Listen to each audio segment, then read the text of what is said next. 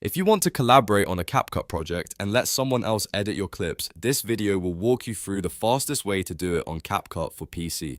By the end, you'll know exactly how to generate a project link, copy it, and send it to your team so they can open the project and make changes. If this tutorial helps, don't forget to hit like and subscribe for more quick CapCut tips and editing guides. Let's jump in. First, open CapCut on your PC and load the project you want to share. Make sure the project is fully open in the editor, because the sharing option works best when you're inside the specific project you want others to access. Once your timeline and media are loaded, look to the top right corner of the screen. You should see the share button right next to the export button. Go ahead and click share.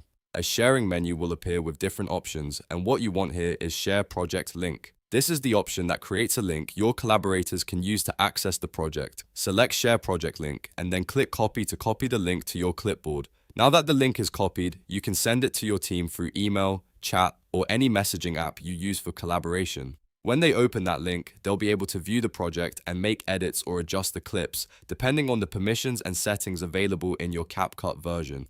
This is a really useful workflow if you're working with editors, clients, or teammates and want to save time instead of sending separate files back and forth. It also keeps everything organized in one shared project, which makes collaboration much easier.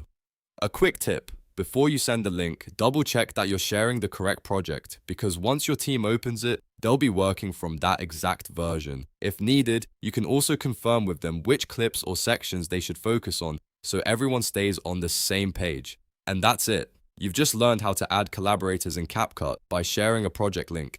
It only takes a few clicks, but it can make a huge difference for team editing and faster video production.